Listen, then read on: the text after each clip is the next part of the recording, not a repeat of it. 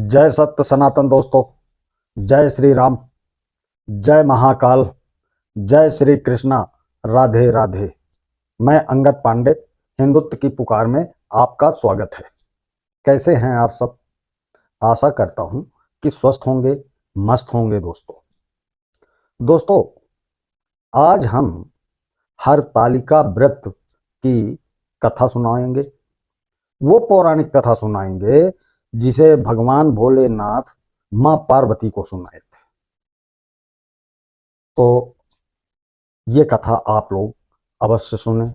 दिन में, उपवास के दिन खाली बैठे हैं तो ये कथा अवश्य सुने, और सुनना भी चाहिए, क्योंकि भोलेनाथ के लिए आप उपवास रखी हैं, पति की लंबी उम्र के लिए आप उपवास रखी हैं। तो उस समय मोबाइल में और चीजें न देखकर हमें भोलेनाथ की कथा सुननी चाहिए।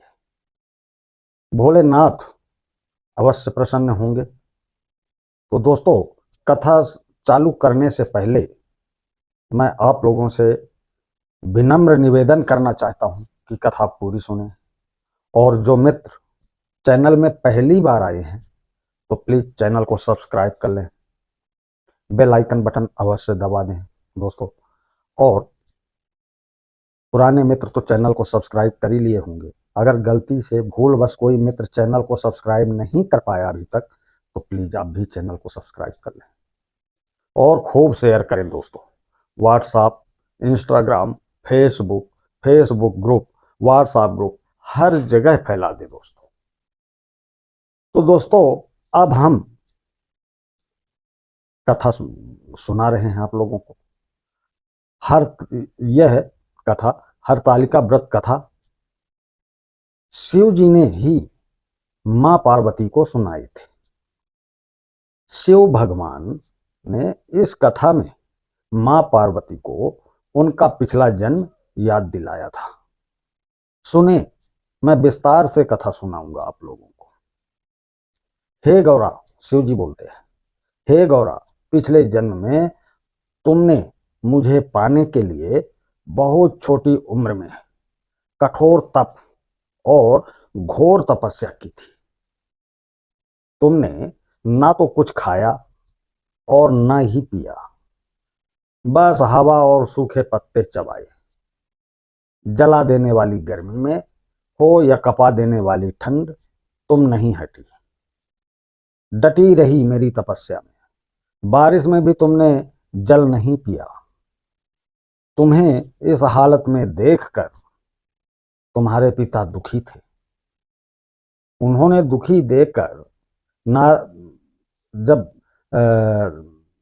तुम्हें दुखी देखा, पिता बहुत दुखी हुए और तुम्हें इस हालत में दुख उनको मतलब तुम्हारे पिता को दुखी देखकर नारद मुनि आए और कहा कि मैं भगवान विष्णु के भेजने पर यहाँ आया हूं। नारद जी ने कहा कि मैं भगवान विष्णु के भेजने पर यहाँ आया हूं, वह आपकी कन्या की से विवाह करना चाहते हैं। इस बारे में मैं आपकी राय जानना चाहता हूं। नारद जी की बात सुनकर आपके पिता बोले, अगर भगवान विष्णु यह चाहते हैं तो उन्हें कोई आपत्ति नहीं है, परंतु जब तुम्हें इस विवाह के बारे में पता चला तो तुम दुखी हो गई। तुम्हारी एक सहेली ने तुम्हारे दुख का कारण पूछा तो तुमने कहा कि मैंने सच्चे मन से भगवान शिव का वरण किया है, किंतु मेरे पिता ने मेरा विवाह विष्णु जी के साथ तय कर दिया है। मैं विचित्र धर्म संकट में हूं। अब मेरे प्राण त्याग देने के अलावा कोई और उपाय नहीं बचा है। आप तो अपनी जान देने के लिए तैयार हो गई थी। भोलेनाथ ने कहा, तो तुम्हारी सखी बहुत ही समझदार थी। उसने कहा, प्राण छोड़ने का यहाँ कारण ही क्या है? संकट के समय धैर्य से काम लेना चाहिए दोस्तों।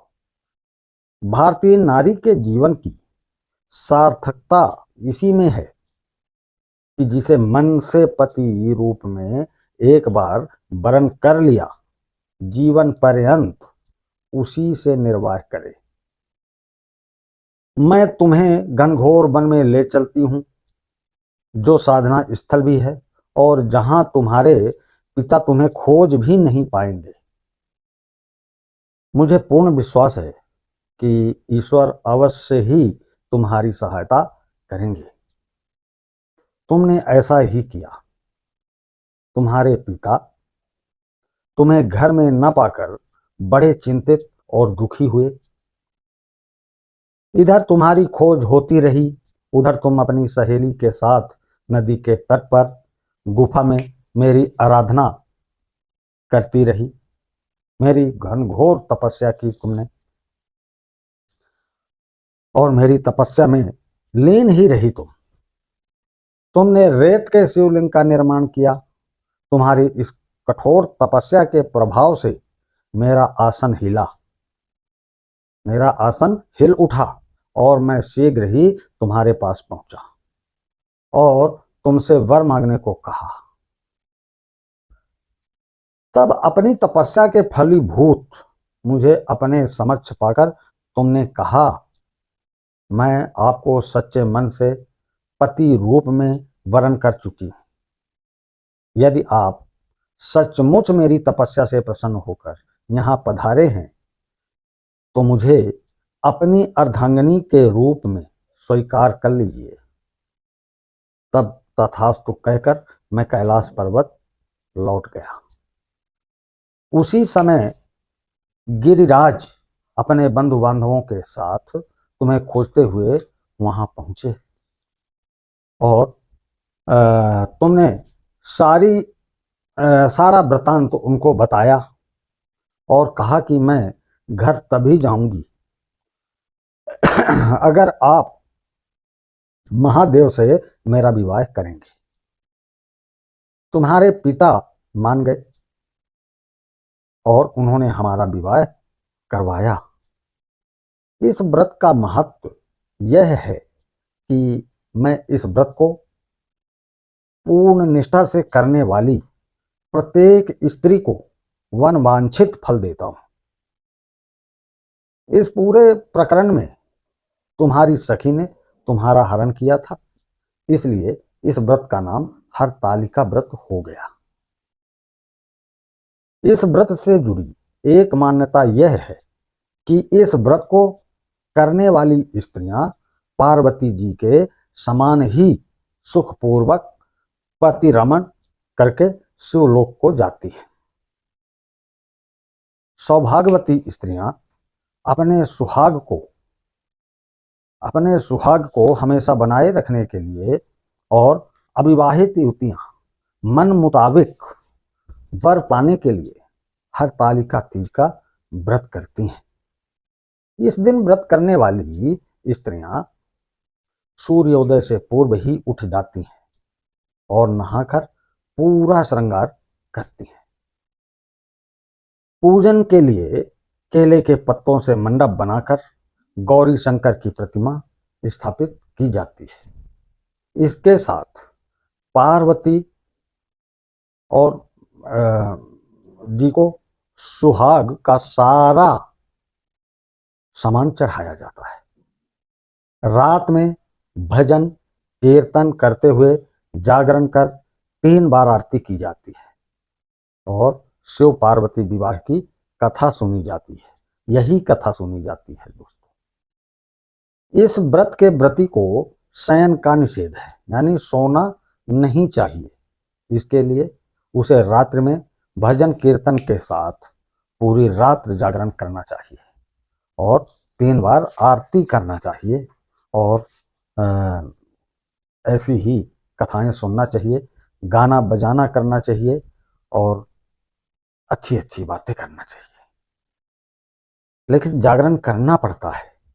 प्रातः काल स्नान करने के पश्चात श्रद्धा एवं भक्ति पूर्वक किसी सुपात्र सुहागिन महिला को श्रृंगार सामग्री, वस्त्र, खाद्य सामग्री, फल, मिष्ठान एवं यथाशक्ति आभूषण का दान करना चाहिए।